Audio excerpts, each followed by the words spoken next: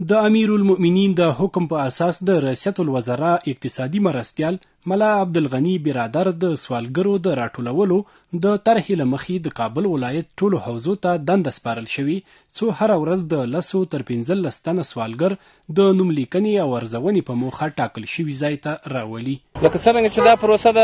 تقریبا د 8-9 ورځې کېږي چې شروع شوې ده، دا د سوالګرو د راټولولو پروسه ده.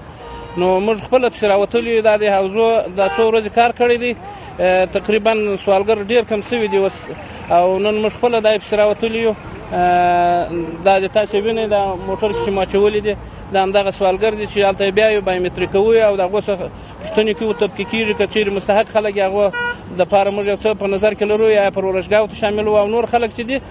دغه حرفوي سوالګر هغو ته په آینده کې اوس خو یې بایومتریک کوي، که دویم ځل دپاره ګیر شو هغو دپاره موږ بیا جزا په نظر کې نیولې، خامخا به جزا ورکول کېږي. د سوالګرو د راټولولو مسؤلین وایي د 7 ورځو په موده کې شاوخوا 898 سوالګر راټول کړي چې له دې جملې 108 کسان د ارزونې وروسته مستحق ګڼل شوي او پاتې نور 410 کسان حرفوي سوالګر و چې د بایومتریک وروسته ترې د سوال نه کولو تضمین اخیستل شوی.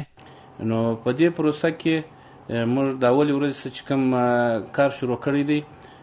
ټول موږ 898 سوالګر راټول کړي دي، 360 اوناس دي او 152 کسان یې ذکور دي، 108 کسان موږ مستحق بیل کړي دي چې هغه مستحق ګرځېدلي دي، هغه مسرې میاشتې سپارلي دي چې هغه کورو ته ورځي او د هغو تثبیت کوي چې واقعا دا مستحق دي. هلته د ملا امام و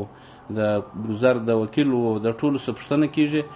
چې کله مستحق وشمېرل سو واقعا هغو ته بیا موږ څه په نظر کې لرو. د اقتصادي مرستیال د نوې طرحې له مخې راټول شوي سوالګر د امیر المؤمنین له دې پریکړې خوښ دي او زیاتوي چې دې طرحې سره به یې ستونزې حل او هم به له دغه ناوړه عمل څخه وژغورل شي. بسیار راضی هستم، الحمدلله پروسه را بسیار به خوبی شما پیش ببرید.